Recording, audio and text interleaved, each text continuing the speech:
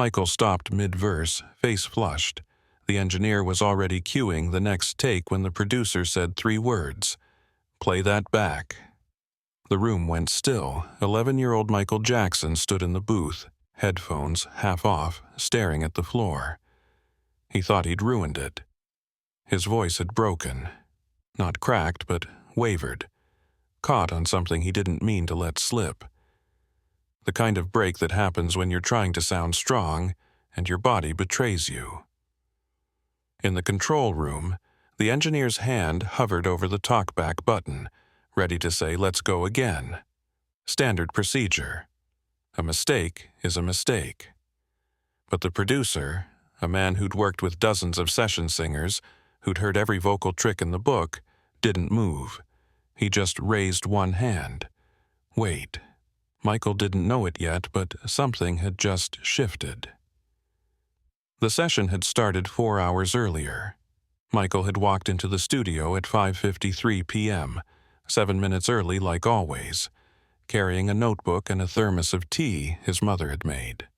His brothers were already in the lounge, talking, laughing, not worried about the clock. But Michael was different.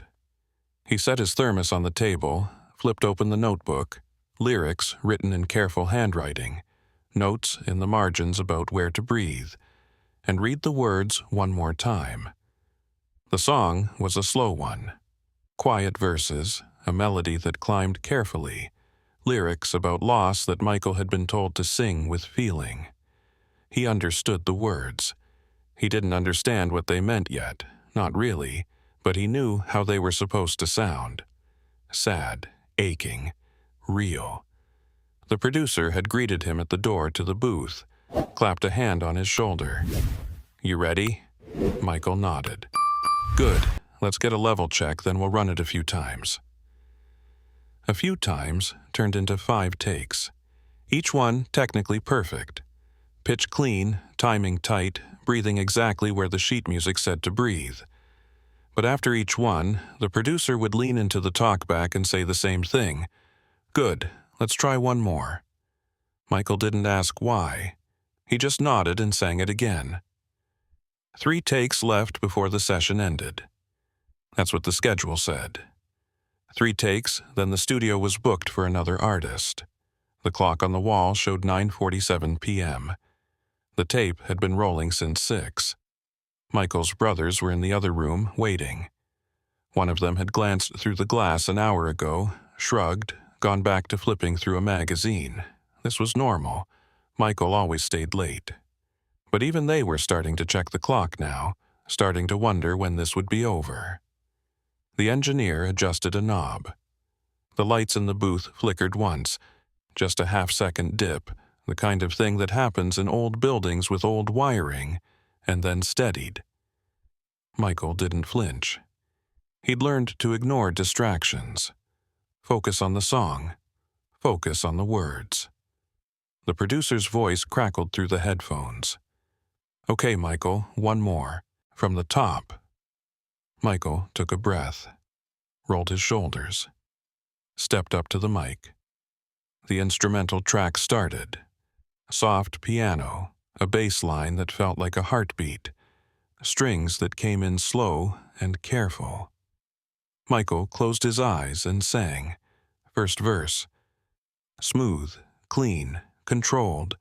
Chorus steady, on pitch, exactly where it needed to be. Then came the second verse.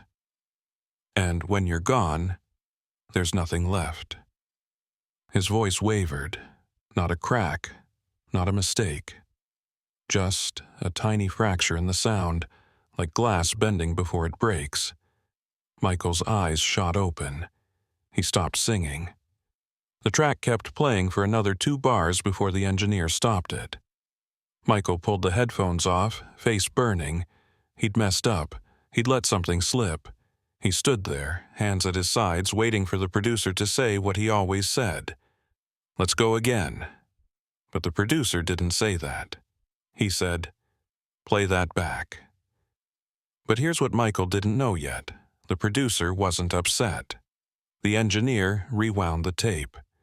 The reels spun backward with that soft mechanical whir, the sound of time folding in on itself. Michael stood in the booth, staring at his shoes, white sneakers scuffed at the toe, trying to figure out what he'd done wrong. You rushed it. You got emotional. Stay on pitch. He'd heard it before from other producers, other sessions. Don't let your feelings get in the way of the song. The tape clicked. Playback started. Michael's voice filled the room, smooth, controlled, hitting every note the way he'd been taught. Then, halfway through the second verse, right where the lyric said, "And when you're gone, there's nothing left," his voice wavered. Michael winced. There it was, the mistake. But the producer didn't stop the playback. He leaned forward. He didn't say anything, he just listened. And when the playback stopped, he looked at the engineer and said, "Back it up, just that line." Wait. Notice what just happened in the booth. Michael's face changed. He wasn't looking at the floor anymore. He was looking through the glass at the producer, confused. Why were they rewinding again? Why weren't they telling him to fix it? The engineer played the line again. "And when you're gone, there's nothing left." And the waver. The producer closed his eyes. His hand rested on the edge of the mixing console, fingers tapping once, twice, like he was counting something only he could hear. In the booth, Michael shifted his weight. His hands were fidgeting with the headphone cable. The air in the booth felt warmer suddenly, or maybe that was just him. The faint smell of old carpet and machine oil, the kind of smell every studio has. He wanted to say something, to apologize maybe, but the talkback wasn't on. He was just standing there, watching two grown men listen to his mistake on repeat. Except it wasn't a mistake. 2 takes left. The clock showed 9:52 p.m. Here's what the producer heard that no one else in the room had noticed yet. The break in. Michael's voice didn't happen randomly. It happened at the exact moment the lyric turned painful. Not a beat before, not a beat after, right when the word said, "There's nothing left." Michael hadn't planned that. He wasn't old enough to plan that. He didn't even know what he'd done, but his voice had known. His body had known. Somewhere in the space between thinking and singing, something real had slipped through. The producer sat back in his chair. He looked at the engineer. "What do you think?" The engineer frowned, scratching his jaw. "It's a little rough. We can record over that part, fix that spot, keep the rest." "I didn't ask if we could fix it. I asked what you think." The engineer paused. He listened again. The line played, the waver, the silence after. Then, slowly, "It sounds real." "Yeah," the producer said. "It does." The engineer looked at him. "You want to keep it?" "I don't know yet." The producer leaned back, arms crossed. "Let me talk to him." "1 second. Don't skip this part." Michael was still in the booth, still waiting.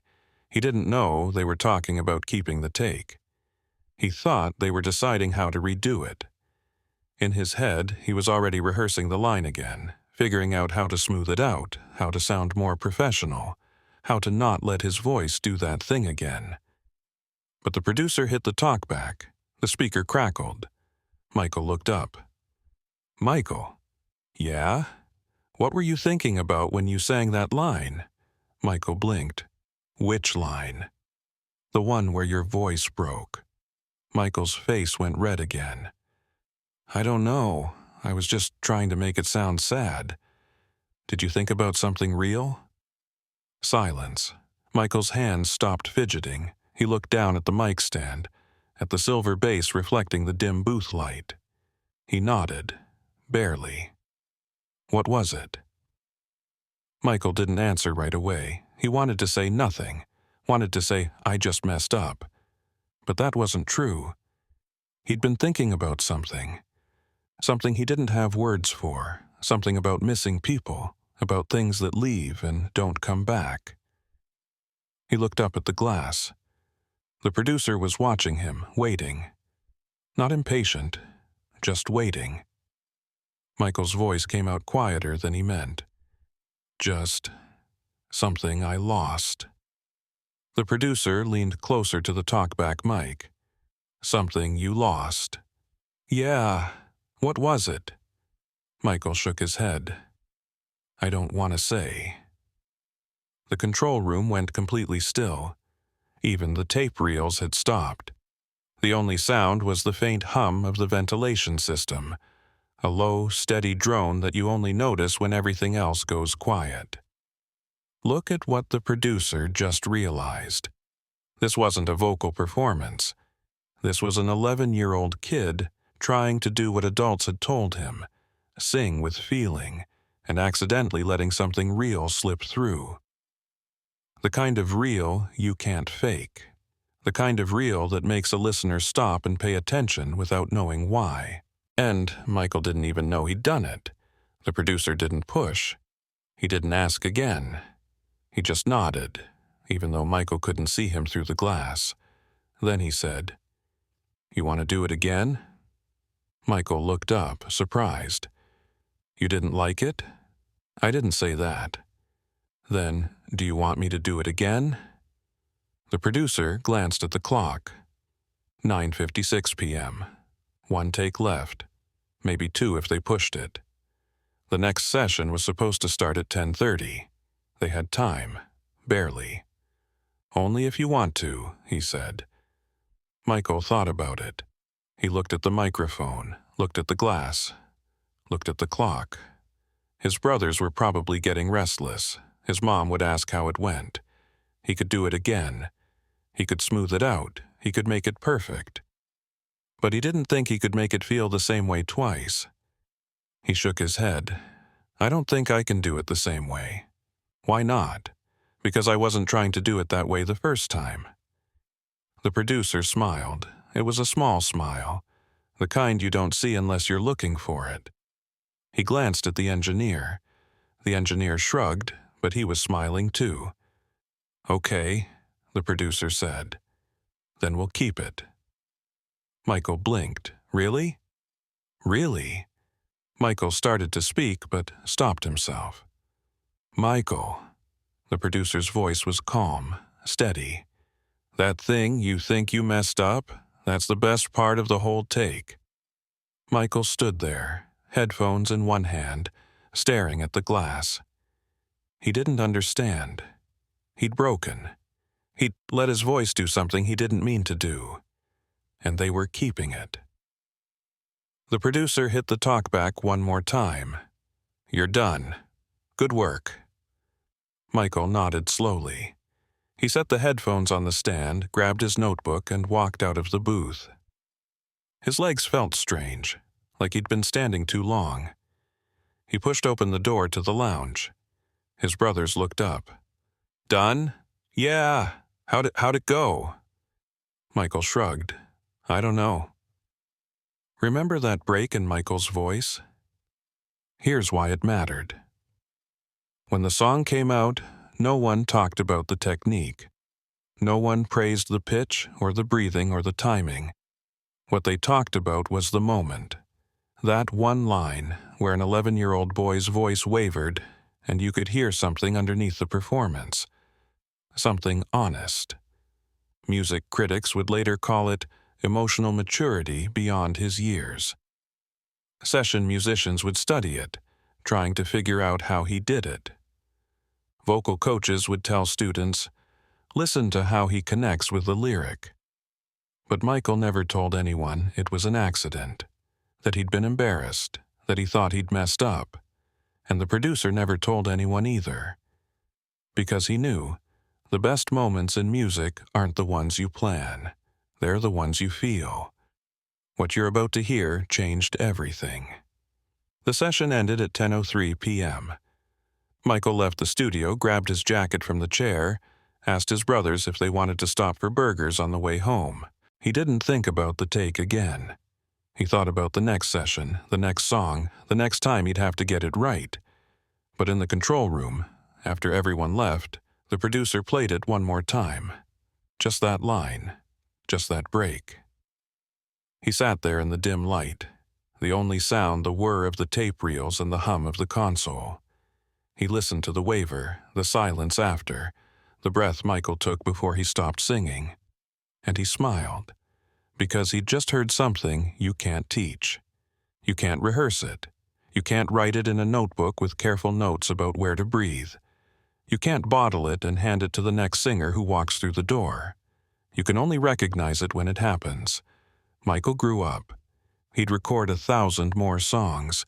He'd learn every vocal trick, every technique, every way to control his voice down to the smallest breath.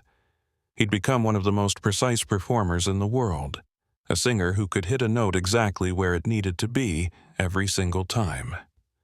But sometimes, late at night in studios all over the world, producers would play that old recording, the one with the break, the one where he thought he'd made a mistake. And they'd lean back in their chairs and think, that's the one. That's the moment he stopped performing and started feeling.